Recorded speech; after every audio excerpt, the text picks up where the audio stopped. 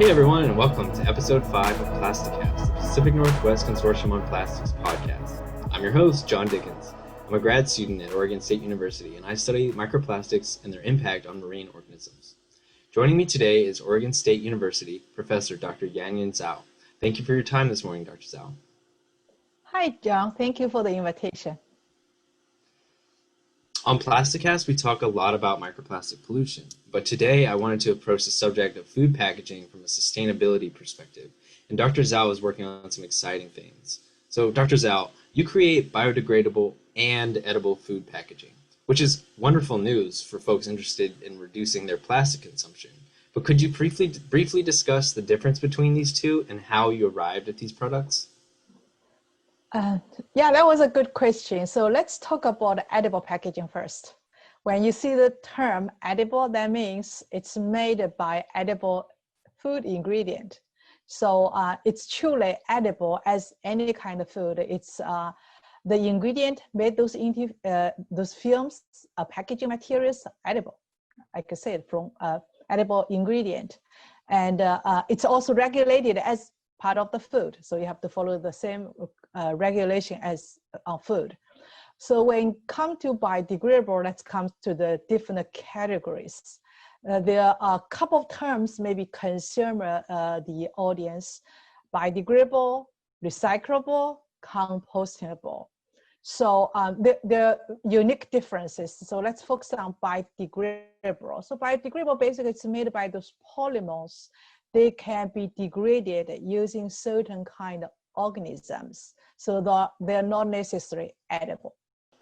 Thank you very much for that explanation. I think I have a tendency to kind of lump them all in together, and it's good to hear the difference. But I'm wondering, Dr. Zhao, what kinds of products currently have edible coating, and where might I find these kinds of products? So when it comes to talk about edible packaging, there are two unique applications. One is just as we talked, the edible film. It's like a standalone, just a piece of the film. It's edible. When you look, it's pretty much looks like a saran wrap. So that can be used for wrap food, can made into pouches, bags to packaging the material. But another application is called edible coating, which directly applied on the surface of food. So probably the best example for that application is on fresh produce, especially fruits.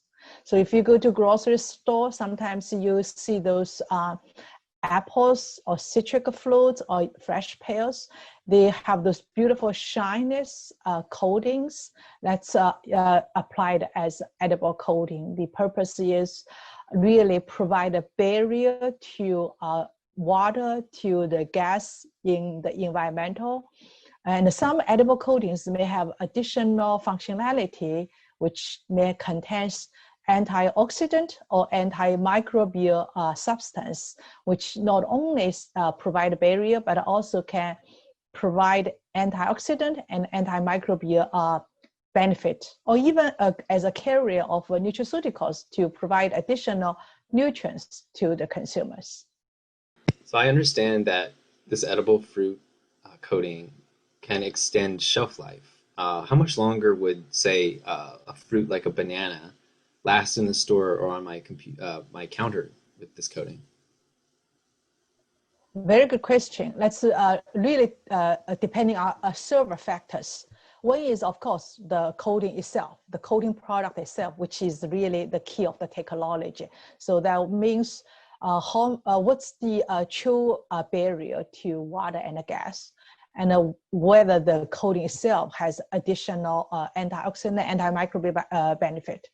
Another thing, it's really the product that you're coated, because some produce compare with strawberry and a banana, it's very different because they have different physiological reactions, functionalities, and they have different surface characteristics. So come to how much longer the coating can extend in the shelf life. It's really, like I said, the coating itself and the produce itself. So we've been working on edible coating for bananas.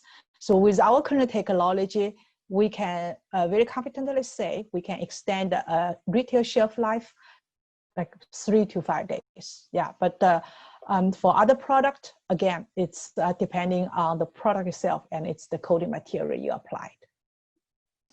So adding longevity to shelf life certainly adds value to fruits and vegetables, which I think we should value healthy fruits and vegetables. But, you know, consumers often expect fruits and vegetables and produce to be on the cheaper side. And so I'm wondering, will the new coating impact the cost of produce on the consumer level, or does it exist on the producer level?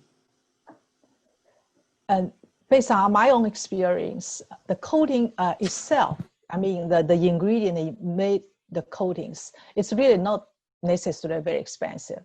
So no question, it adding some kind of cost, but you have to compare with how much you saved, right? How much loss you reduced. So it's basically have to consider two ways.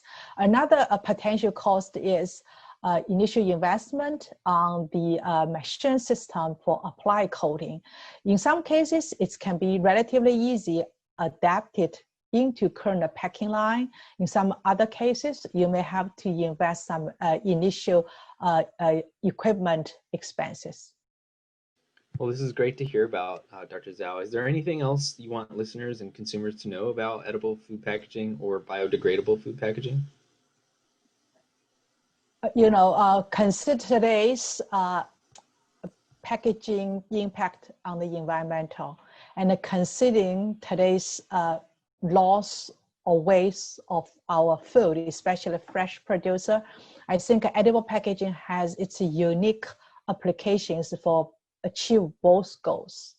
So edible coating, I wouldn't say edible packaging, or, you know, when you talk about edible packaging means film and a coating, especially come to the film part, I wouldn't say it's fully replace the synthetic plastics, but the main point is really edible packaging itself can meet the goals some synthetic material were not able to do, and provide unique benefit and functionalities to the consumer, to the environment. I still thinking we have way to go. We need to continuous research, evaluation, development, but it definitely it's a unique technology, requires more attention, has a broad future.